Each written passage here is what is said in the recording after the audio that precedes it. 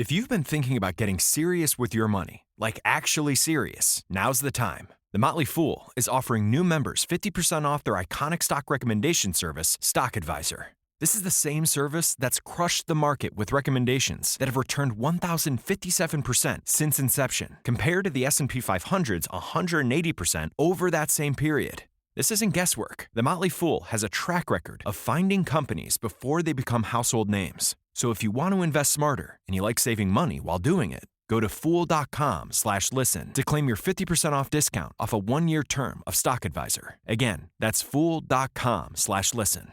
Returns of 1,057% are from the Motley Fool's product Stock Advisor and measured against S&P 500 returns of 180% as of July 10th, 2025. Past performance is not an indicator of future results. All investing involves a risk of loss. Individual investment results may vary. What's up, gunfighters? It's a blessed day by God's grace. Going to be getting out of Florida when Sabbath is over with. God willing, we'll be heading up to the Tidewater for a short bit to see family, and then to northern Idaho for a little while. My favorite state of the 50 thus far, although I haven't seen two. Don't really have a desire to see Hawaii. Alaska, God willing, will be our destination. That's where we're headed after Idaho. Just a little update on the neo-nomadic lifestyle.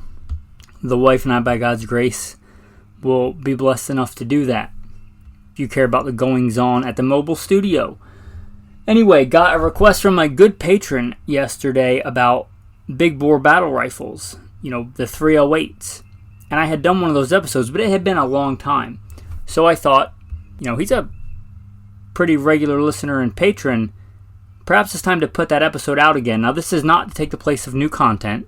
There already was a brand new recorded episode today that was on the SCAR, and the SCAR 17 being one of these. So I thought it would be a good piggyback, in addition to the brand new content that was put out today, to put out this recast to serve the community, because I'm here to serve, and if one of the patrons asks for it and I can provide it, I'm a servant. I'm here to serve the listeners, the audience, the tribe. So without further ado, big bore battle rifles. Get some. What is going on, gunfighters? Welcome back to Gunfighter Life, the podcast where we talk about guns and gunfighting with God at the center, Judeo-Christian values, and real-world first-hand experience. Today we're going to be talking about a pretty big topic. Big bore semi-auto battle rifles. I guess just big bore battle rifles sounds better. People like alliteration. Big bore battle rifles. Sounds manly, doesn't it? It almost should be an episode of the Alpha Male podcast. But I digress. We're on Gunfighter Life. That's what today's going to be about. I kind of broke it up into two categories, the Cold War era and the newer era of big bore battle rifles. You want to check out more, want to be a bigger part of the show than just listening, want to be an active rather than a passive member of Gunfighter Life, check out goodshepherdtraining.com, goodshepherdtraining.com. That's all I'll say about that. Plug in the bio, and then we'll get into the main topic. Who am I? A question we should all ask ourselves. I am, first and foremost, a servant of God, made in His very own image, a follower of Jesus Christ, a simple man called by God to the Great Commission to share the good news of Jesus Christ. Next, a little bit about my background and what God has allowed me to do and bless me to do in life. Grew up what most would consider very poor in the backwoods of the southeastern and mid-Atlantic United States, hunting and fishing. Joined the Marine Corps at 17. Did a couple of combat tours in Iraq. So a decorated Marine Corps combat veteran. Infantry assaultman. After the combat tours, I was an urban warfare instructor for the United States Marine Corps under Mojave Viper. I also served in the U.S. Army, both full-time and part-time National Guard. Also a veteran of law enforcement. I served with L.A.P.D. I was a sworn peace officer, a cop for L.A.P.D. I worked regular patrol assignments and more specialized assignments. One of those more specialized assignments was warrant service, fugitive recovery. Also had some other law enforcement roles. I am an F.B.I. certified firearms instructor and been certified by another 3-letter government agency in a lot of firearms and training things. I've also been a private contractor, worked in the private sector, pertaining to tactics and gunfighting and protecting America from enemies foreign and domestic. I served as the commander of a tactical team to stop active shooters in a large metropolitan area. That was our primary mission, to stop active shooters, which sadly are a thing in America today. I've also been blessed to do quite a bit of competition shooting. Started my first formal competitions even before joining the Marine Corps at 17. I had won more shooting competitions than I can remember. I have competed in all manner of disciplines in shooting. I've been blessed to be a state rifle and pistol champion, West Coast regional champion. Like I said, been blessed to win more shooting competitions than I can remember. Mentioned hunting. I've hunted to put meat on the table starting when I was a child. I've also been a professional big game hunter and guide, hunting and slaying all manner of beast. And I don't apologize for that. Humbled to be the host of 3 podcasts. Simple Man Sermons, Alpha Male Podcast, and Gunfighter Life. Obviously, as things not mentioned, I've been blessed to do many other things. But, again, first and foremost, I'm a servant of God, a believer and follower of the Bible, the Word, Jesus Christ. And I don't apologize for that. With that, let's transition into today's topic. Alright, gunfighters, are you ready to talk about big bore battle rifles? As you may surmise from my excitement, I'm rather happy to talk about this one. It's a cool topic. 2, I've been on a rather long road trip. As you may or may not know, I live semi-nomadically. My wife and the sidekick, Alexander Hamilton, are Rhodesian Ridgeback, traveling around the Pacific Northwest. Been living off-grid for quite a while, out in the middle of the wilderness, and now I find myself in a city, which I prefer less. I try to make the best of it. But it's a good escape from the road trip and from the hustle and bustle to talk about the world of big bore battle rifles. So let's talk about that. First caveat I'm going to give is, unless I specify otherwise, we're talking 308, 7.62 NATO.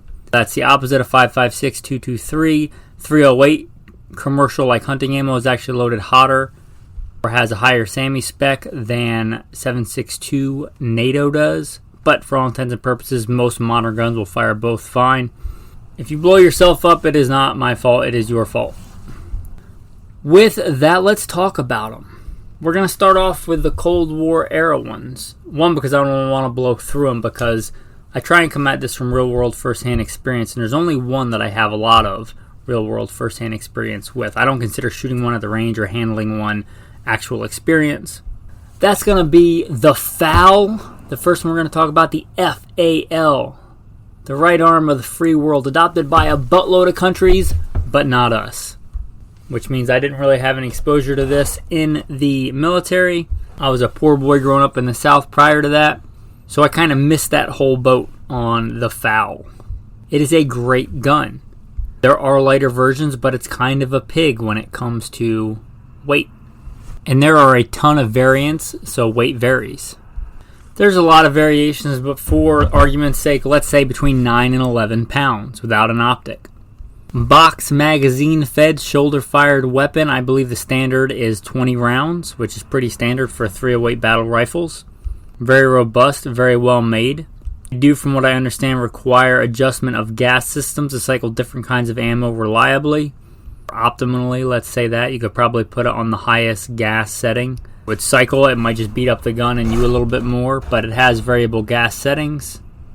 Presumably a good feature if it's a rifle adopted by a ton of different countries with a bunch of variations in ammo.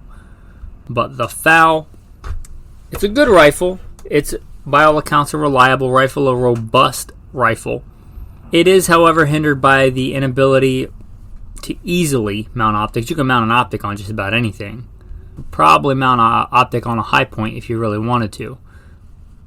High point pistol, that is. Yeah, I'm sure you could get the slide cut, mount an optic on it. It doesn't lend itself to that very well. Neither does the FAL. No, I'm not saying the FAL is a high point. The next one, the kind of the rival to this in the same era, the G3.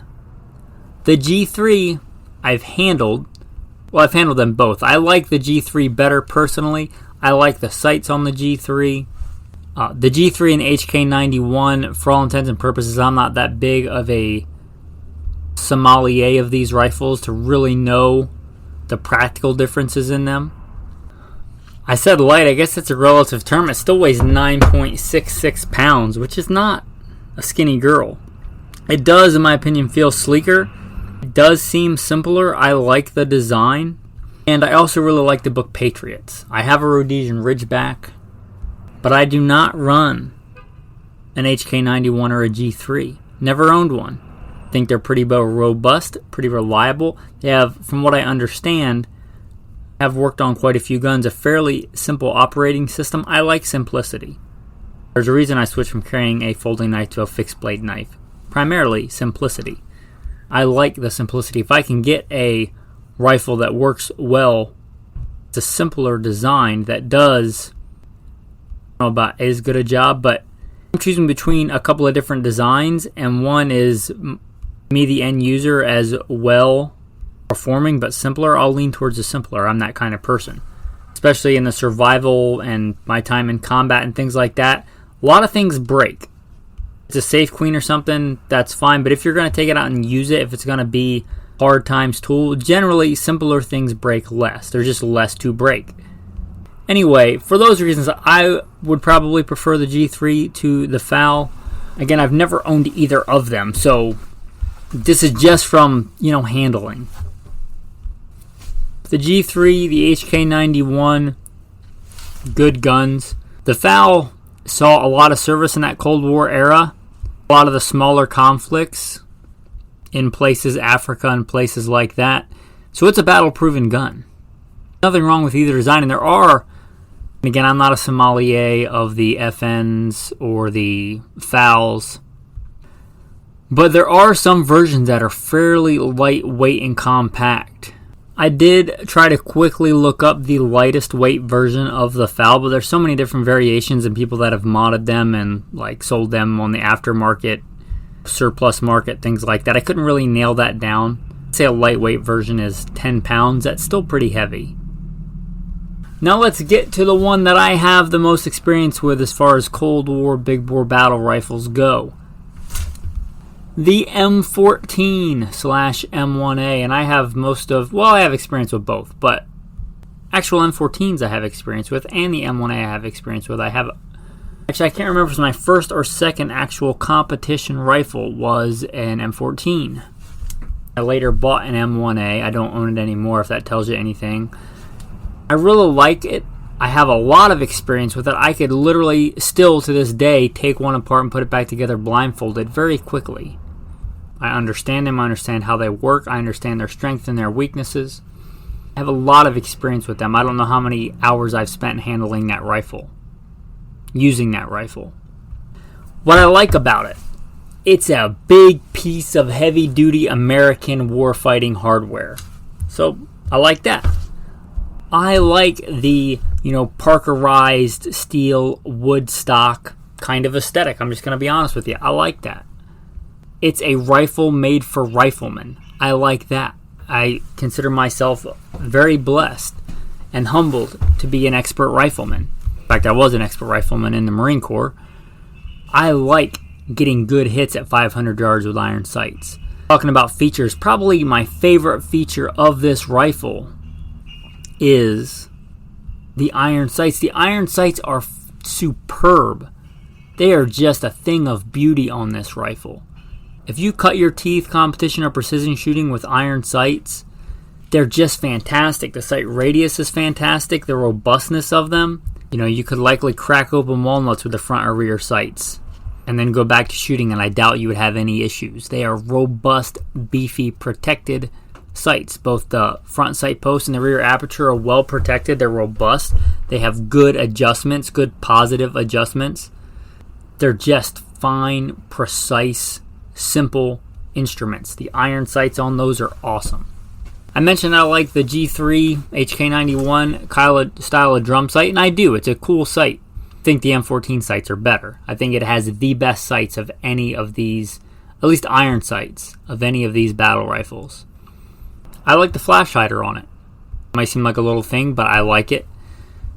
I like the fact that it takes a bayonet. Talking about old school American hardware, I was trained with a bayonet and bayonet fighting. I like that. I like the fact that it takes a bayonet.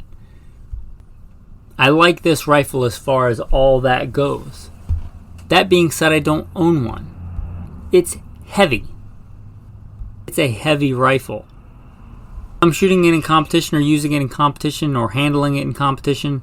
That's not really a big deal. I walk up to the line or I shoot a stage or I go out and perform with it. It is what it is. I never used one in combat in Iraq. I wouldn't have wanted to. That thing is heavy. Maybe if it was a vehicle op on a convoy or something, I'm sitting in the back of the vehicle. But I was a grunt. I was a ground pounder. I had too much crap as it is, let alone adding all that weight. So it's a big girl. And at 9.2 pounds is what it says for the M14. That's lighter than I was thinking, at least compared to the G3 and the FAL. They're still used today in a designated marksman role. But that's not what I had. I was actually issued an ACOG back before everybody was issued an ACOG. I think now pretty much everybody in the Marine Corps runs an ACOG. But when they were first coming out, they issued them to kind of who they selected as the best shooters or whatever. I did have one, and I was very blessed to have one. It's a good sight, 20-inch. I started out with an M16A2. I was later issued an M16, not an M4, but an M16A4, big difference, with an ACOG. It was a good gun. You know that I can't mention the M14 without mentioning it's still used today in a designated marksman role. I didn't use one in a designated marksman role. Would I have liked one? Yes, I would have. I was very familiar with that weapon. I would have liked it, again, caveat, if I was in a vehicle. I often was not in a vehicle. It's not like they just, like, hey, Corporal Melito, what weapon would you like to take out today? No. This is my rifle. There are many like it, but this one is mine. I'm not going to be like, which gun would you like to take out on patrol today? Your gun is your gun. Your rifle is your rifle. So for that reason, I'm glad I didn't have one of those. Maneuverability versus firepower is a real dilemma for the grunt, for the infantrymen in the Marine Corps and the Army. And again, I think you're loaded down with too much crap as it is. I think I was already far on the worst end of the spectrum on firepower versus mobility. Did a whole podcast on that if you want to listen to it. But that said, adding more weight, I don't think that was a better trade. If I could have got rid of a bunch of other crap I see as superfluous that I carried, maybe then I would have liked to carry the M14 over the M16A4, but that wasn't a choice that I had. Anyway, all that aside, it's still used today in a designated marksman role. It is still, at least I believe it's still used, I don't know what extent, as a kind of semi-automatic sniper rifle. You can debate what a sniper is or isn't. But the Mark 25, I was blessed to do a lot of things in the military, but I was not a sniper, and I'm not going to pretend that I was one. Don't have any first-hand experience with a Mark 25. But it is a thing. It does exist. A good point on that is that the M14 M1A can be very accurate. Now, your just regular M14, your M1A is not super accurate by today's standards. Probably talking a 2 or 3 MOA gun. About like a national match or an accurized one, they can get very accurate, but that takes a lot of work. But a fine rifle. And if I had to stick with the Cold War era battle rifles, I'd stick with the M14 or some derivative thereof. Alright. Let's transition, and there's probably other big bore battle rifles of the Cold War. I'm not going to talk about Soviet stuff again. This is mostly 308 stuff we're going to talk about today. Though I do believe two of the rifles we're going to talk about, including the one we just talked about, are available in 6.5. The new 308, just like gray is the new black or whatever. 6.5 is kind of the new battle rifle cartridge. Now maybe it's going to be 6.8. Who knows? The old 270 from Jack O'Connor reborn. Anyway, let's not get down that rabbit hole. Let's talk about one that started out very much in the Cold War, but is very much modern. And in fact, it didn't see much adoption during the Cold War, and it's probably more popular today than it ever was then. You'll notice the AR-15 was a civilian designation of what became the M16. Well, the civilian designation of the AR-10 precedes it. Why is that? Well, because that gun was originally designed in 7.62 NATO. They came out with it later in an experimental varmint cartridge based on a 222 Remington or 222 Remington Magnum, I forget which. And that became the AR-15, but it was originally designed in 7.62 NATO as a full size, and that bigger guise of a battle rifle, a full-size battle rifle, instead of more of the scary assault rifle that we have today. But anyway, it was originally an AR-10 in 7.62. I think Portugal adopted it. There may have been some other smaller countries that adopted it. We didn't adopt it. Just poor timing, or the Army just wasn't ready to go that space age yet. When they were, they wanted a more intermediate cartridge. You can really nerd out about that kind of history stuff. That's really more of a Forgotten Weapons channel kind of thing if you want to dive into that. Anyway, just say that it wasn't 7.62 first. Although it came out in the Cold War in the 50s, it really hasn't become popular until fairly recently, until, kind of post-Cold War. There are a ton of AR-10 derivatives. The big drawback for the AR-10, the beefed up AR-15, is that unlike the AR-15 that pretty much has a mil-spec standard, since we didn't adopt it, no major militaries adopted it, there is really no mil-spec pattern. There are a lot of companies that make AR-10s, and there are a lot of different components and size variations in AR-10. A bolt that works in one is not likely to work in another, even if they're both direct impingement DI guns.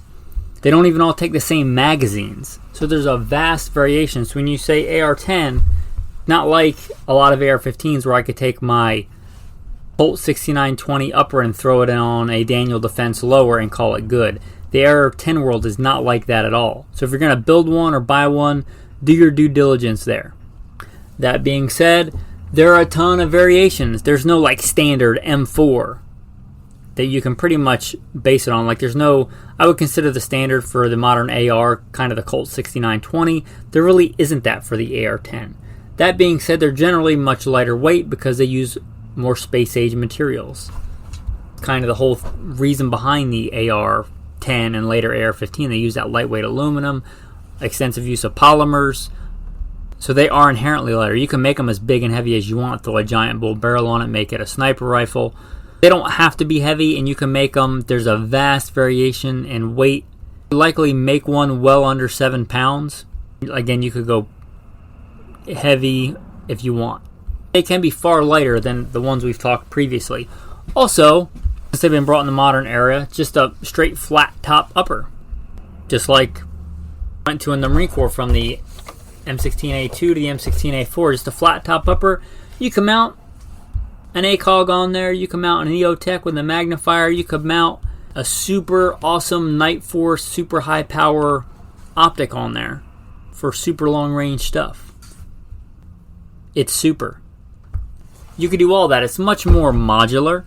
Not as modular as the AR-15 because not as many companies make stuff for it and it's not as interchangeable, but a lot more modular than a lot of the other ones we've talked about.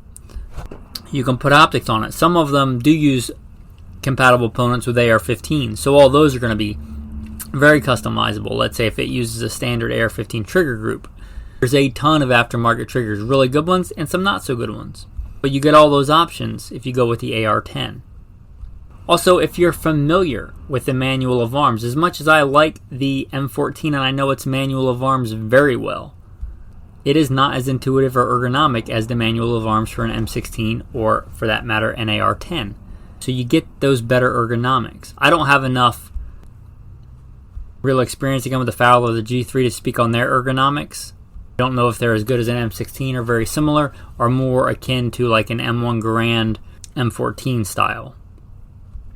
But the AR-10 really is kind of that modern ergonomics that most of us are used to. And again, since they're customizable, you can go the 308 route, which is a great route. Arguably, maybe the best all-around cartridge. I wonder if Jeff Cooper was doing the battle rifle, if he was doing a scout rifle today, if he would still think the 308 was the best choice. But that being said, it's always a good choice. It's always a good all-around cartridge. For hunting, for defense, for apocalypting, for whatever. It's a great cartridge. Very flexible. You could get it in a 6.5 if you want. I don't know if anybody makes it on the market, but you could likely get one in 243, which would be awesome. You could get it if you want to put a custom barrel on it. Pretty much anything in that standard short action size you could probably get and make work. You might have to mess around with gas port size and things like that, but you could likely make it work. Anyway, that's the AR-10, and again, there's no standard, so I can't talk a lot about it because there's no it. There's a bunch of them. Let's talk about the one that I have selected as my go-to. And I've said this before, and I'm going to make one of the patrons upset, but I consider it my modern scout rifle. It weighs 7.7 pounds, is, at least mine, sample size of 1, is ridiculously accurate. If it was a bolt gun, I think it's probably more accurate than most of my really nice bolt guns. I only own 2. Not a gun collector, I'm a gunfighter. A professional hunter, but I do believe it's probably more accurate than either of my nice Kimber bolt rifles, and they're accurate, but my SCAR is crazy accurate. It's insane accurate, like one ragged hole accurate, and it weighs 7.7 pounds, and it's a box magazine fed 20 round gun. Downside is it was very expensive. I think they're even more now. I sold several guns raising up capital to get that gun. At the time, I was a professional gunfighter. I was let's say, in the private sector. Let's just call it that. Also, the commander of a tactical team to stop active shooters and use that gun. And I thought that other people's lives and my life was worth it. So I saved up and I sold several guns. Again, not a gun collector, I'm a gunfighter. Much as I like my old lever action 45 long Colt, probably wasn't using that in an active shooter situation. So anyway, I settled on the SCAR. I wanted one for a long time. God bless me with one. I still have it. Wife and I got some good quality time in. That's one of her love languages. Camoing it, buying stencils and painting it. Again, it's not a safe queen. It gets used. It's been used quite a bit. I would have no problem hunting with it. Again, I have bolt guns that are kind of my go-to, my guide rifle for that, for when I was a professional hunter and guide. They said, hey, I'm going to give you an elk tag or a bear tag or a pronghorn tag, and you got to take your SCAR. I'd be like, let's do it. I have no issues with it. Does it weigh a little bit more than my bolt guns? Yeah, it does, but I also have really light bolt guns. It weighs less than some bolt guns, than a lot of bolt guns. It's as accurate as any bolt gun that I own. It's not probably as accurate as somebody's bench rest, 6mm bench rest championship gun, but it's really accurate. I'm talking with factory ammo that you can buy at Walmart, if you can still buy ammo at Walmart. The SCAR stands for, if you don't know, the Special Operation Forces Combat Assault Rifle, SCAR. Per my one source, so by the testimony of 2 or 3 witnesses, which is Wikipedia, it says it came out in 2004. It was, I believe, developed for SOCOM for some of their requirements. I should specify there is both a SCAR Light and a SCAR Heavy. The SCAR 16 Light and the SCAR 17 Heavy. I am talking about the SCAR Heavy. Should have specified that in the beginning, but the SCAR Heavy in 308. It is also available in the 6.5 Creedmoor. It is also, I don't know how they did this, just a more modern design, I guess. It is the lightest we've talked about so far, and it also has the least recoil that I've shot out of these. And usually if you go one way, if you go lighter, you get more recoil with the same cartridge. but for some reason not in the SCAR. I don't know if it's because of polymer flexes or whatever. It's very mild recoiling. It's kind of known for that. Also, it has a very, very simple operating system. It's a piston similar to, and not exactly the same, but similar to an AK. It is a great gun. Its downside, really the only downside I know of, is the price. That being said, I do believe that CZ brand is kind of a copy of it. How good a copy it is, I don't know. I've never owned one. I knew a couple of guys that did own them, and they liked them, but they didn't own a SCAR to compare it to. And now that means that if CZ's making it, the patent's probably expired or close to it whenever they patented that gun. You might see some other variants. You may even see somebody in Turkey making one. I don't know. Don't know if I trust that one. My general rule, if you don't know, is wait for something's out for 2 or 3 years to see if it has any issues. CZ in general makes really good stuff, so you're looking to get into the SCAR design without spending the money. Maybe give it some time, see if that one proves as reliable or as good, and then maybe look at it. SCAR has a cold hammer forged chrome lined barrel, which I really like, which means I don't have to worry about it rusting on the inside of the barrel. Not only is it expensive, but the parts and accessories, there aren't a lot. It's kind of a niche market, so they're also expensive. Triggers are expensive. Trigger's nothing to write home about. It's a mil-spec trigger. I wanted to upgrade it when I got mine, and I think there were 2, and they were both around $300 and some for just a trigger. Also, it's kind of known as an optics killer. It comes with iron sights. You could use it with just the iron sights, but in my opinion, the iron sights were kind of designed to be backup iron sights. They're flip-up sights. They're good sights for backups, but it's really designed to be run with an optic, I believe. That being said, you can't really go cheap on the optic on this rifle because it's known as an optics killer. I took this rifle to a pretty crazy training course and beat the crap out of it. The rifle worked fine. I did break one optic. It was a Trijicon. It was a good optic. Whether the rifle broke it or I just broke it being hard on stuff, because I'm hard on stuff, especially in training. Did send it back to Trijicon. They did send me a brand new one, so that says something about Trijicon. But it is known as an optics killer. If you get this gun, don't go cheap on optic and don't go cheap on mounts. Anyway, I like that rifle, but I don't want to spend all day talking about it. The SCAR 17. Now, I might have said this SCAR 17 was kind of at the top of the hill. But there might be a new Jack walking up that hill. And Jack may or may not stay up there. He may or may not come down. But that is the M5. Recently announced as being adopted. Now this one, as I understand it, will be able to be switched to 308 pretty easily. But initially coming out in the new 6.8 or the 277 Fury. The coolest thing about that rifle, in my opinion, is the hybrid case design operating at crazy high pressures. But it's, for all intents and purposes, based on a 308 case size and shape, necked down to 270 or .277. Is the M5. It is not the same operating system as an M16.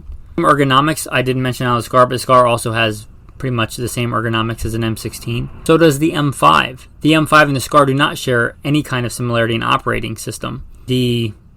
As I understand it, have handled the Sig Rattler, which I do believe the M5 is a beefed up version of the Sig Rattler, much like the AR-10 is a beefed up version of the AR-15. So I am familiar in that, guys. Like, I'm familiar with how it works. I've never handled an M5, so I'm not going to pass judgment on it. I don't have any real world first-hand experience with an M5.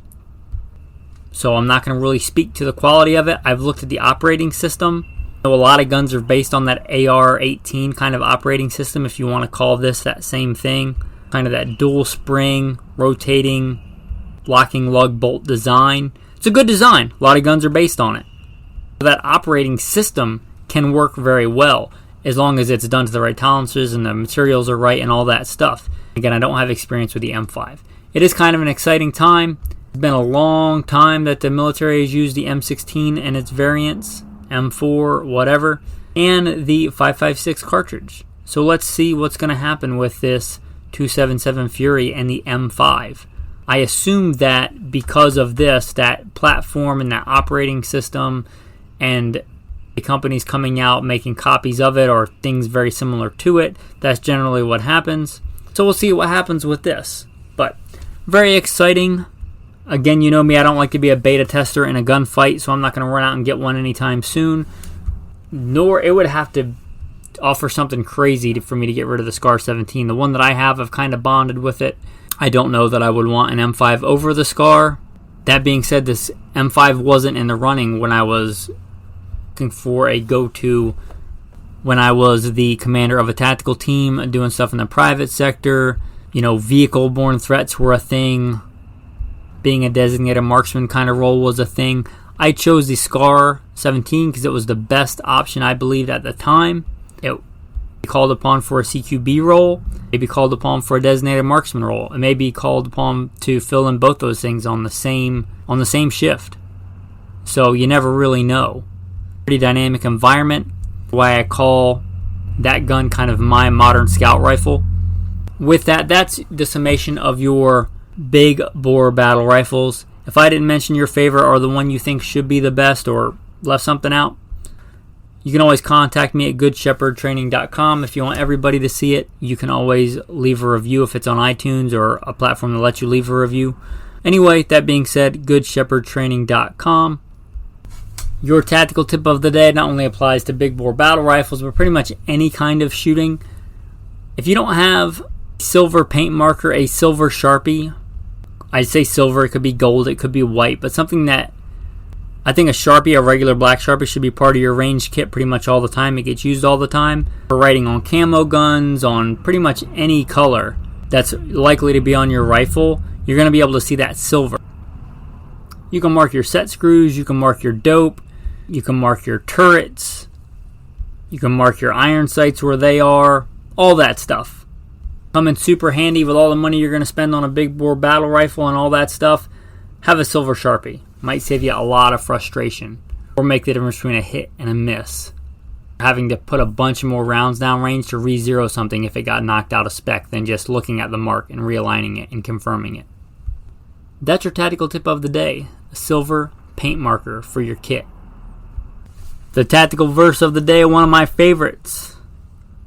2 Samuel, also I'll mention very similar, is mentioned in Psalm 18. For by you I can run against a troop. By my God I can leap over a wall. As for God, his way is perfect. The word of the Lord is proven. He is a shield to all who trust in him. For who is God except the Lord, and who is rock except our God?